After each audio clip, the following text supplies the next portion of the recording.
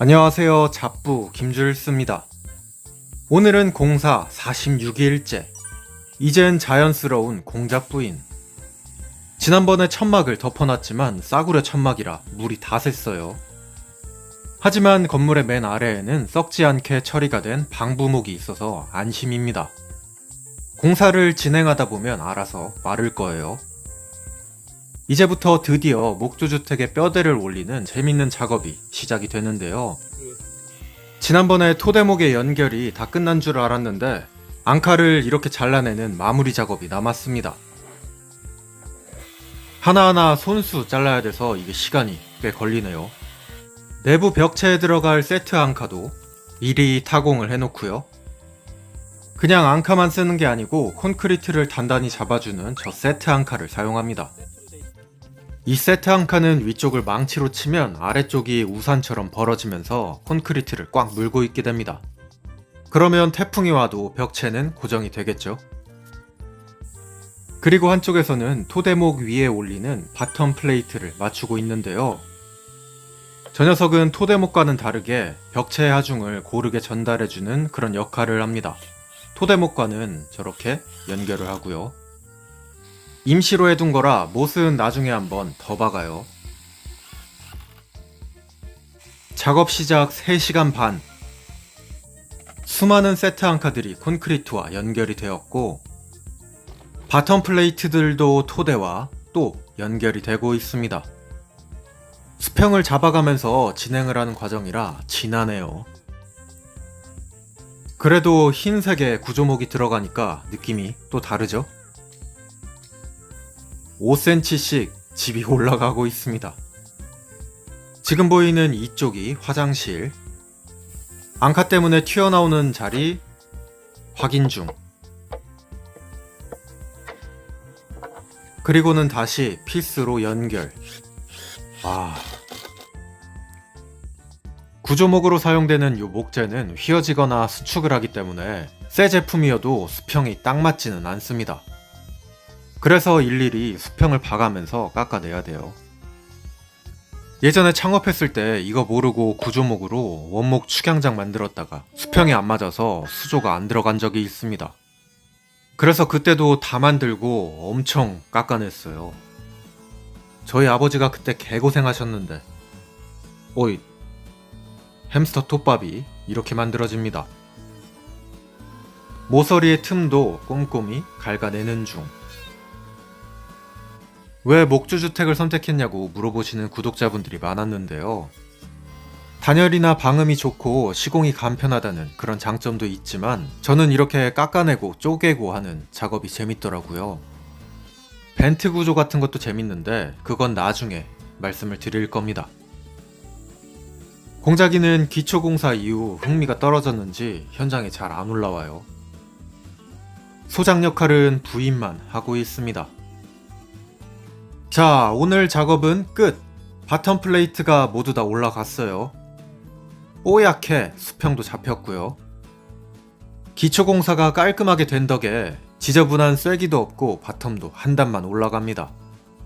건축의 모든 공정은 이전 공정에 영향을 받기 때문에 신경 써서 기초공사를 한 덕에 자재나 품도 그만큼 덜 들어가요.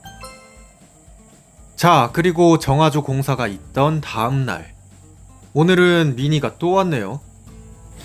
요즘은 올라오지 않는 공작 대신에 현장에 구경 나온 비바. 이것저것 탐색 중. 엄마, 보면 알아? 저기가 방이야.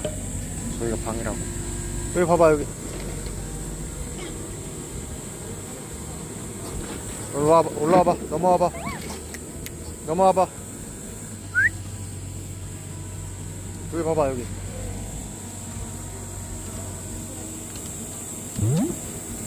여기 봐봐. 욕조, 욕조. 욕조. 오늘 굴삭기가 또 온 건 본격적으로 골조 작업이 시작하기 전에 해야 되는 게 있기 때문인데요. 여기 바닥에 그려져 있는 선, 뭔지 아시겠나요? 바로 건물의 처마 밑을 쭉 따라서 돌아갈 데크 자리입니다. 지금 지어지고 있는 주얼스 하우스는 비와 햇빛으로부터 건물을 보호하고 사용하는 사람이 편하도록 처마가 무지하게 길게 나와 있는데요. 그리고 그런 처마를 따라서 데크가 돌아갑니다. 처마가 일정 간격을 넘어가면 건축물 면적으로 산정이 되기 때문에 요즘에는 처마를 길게 하지 않는 추세입니다. 그리고 디자인상으로도 그게 더 깔끔하다고 하는데 그거는 저는 잘 모르겠고, 저는 긴 지붕도 나름 예쁘고 이쪽이 서양이라서 그런 디자인을 선택을 했어요. 문제는 이런 사소한 디테일들 때문에 공정이 복잡해지고 좀 이상해진다는 것. 그래서 건축 좀 해보신 분들은 얘 지금 뭐 하는 건가 하실 수도 있어요. 근데 다 설계에 따라서 착착 진행이 되고 있으니까 걱정은 안 하셔도 됩니다. 데크 자리에 터파기를 하면서 한쪽에서는 옹벽 위에 목재를 이용해서 거푸집도 만들었고요. 데크를 타설할 때 펌프카가 또 와야 하기 때문에 그에 맞춰서 옹벽 위도 같이 시공을 하려고 합니다. 덕분에 남양주까지 갔다가 다시 돌아온 요 녀석들은 오늘은 시공도 못하겠어요. 이렇게 보면 곡률이 별로 없는 것 같은데, 아쉽게도 방부목은 밀도가 딸려서 시공이 안 된다 해서 그냥 갔다가 그대로 돌아왔습니다. 이건 현장에서 자르기로. 옹벽 위쪽은 와이어 메쉬 받고 그냥 대충 하려고 했는데 제대로 해야 된다는 빌더하우스 대표님의 말씀에 기초 칠 때 남았던 철근이 들어갑니다. 집은 도대체 언제 짓나 싶으시죠? 저만 할까요? 얘는 일 안 하고 여기서 뭐 한대? 오늘도 점심을 먹고 저희 부지에 있는 산책로를 올라왔습니다. 여기는 소나무랑 제가 심어놨던 나무들이 아주 멋지게 자라고 있는데요. 문제는 산에서 흘러내리는 물이 이 길을 따라서 옹벽으로 넘어갈 수 있다는 것. 그래서 이쪽도 장비 온 김에 물길을 다시 잡았습니다. 물이 저쪽으로 안 가게요. 소나무 멋있죠? 이 소나무들 안 베어내려고 설계도 변경했습니다. 원래는 이 집이 훨씬 긴 형태였거든요. 저기 보이는 산을 깊게 파먹는 형식으로. 그 소나무 얼마 한다고 그냥 사다가 심지 할 수도 있는데 저한테는 목련 지키는 거랑 똑같은 의미입니다. 어쨌거나 데크를 위한 터파기는 다 끝났고 그 위에는 다짐을 하는 중. 데크 자리가 꽤나 크죠? 이제서야 건물의 전체 크기가 눈에 들어옵니다. 근데 콘크리트를 또 뿌려야 된다니. 또 비 올까봐 걱정이 좀 되는데요. 내일은 또 비가 잡혀 있거든요. 그래서 장비가 온 김에 동물의 집도 물길을 다시 잡아주고 있습니다.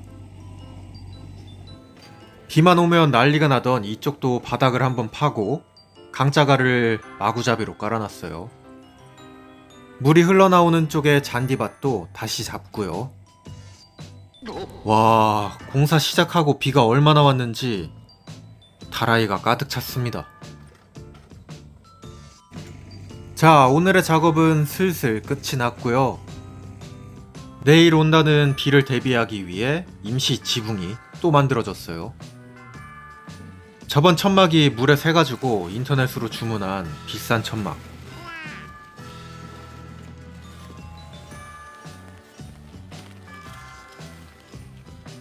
괜찮겠죠? 오늘의 영상은 여기까지 보여드릴게요. 아참, 뭐 따로 산 게 없어가지고 장비대랑 품상만 들었습니다. 얜 여기서 뭐한대? 감사합니다. 김재일스였어요. 뿅.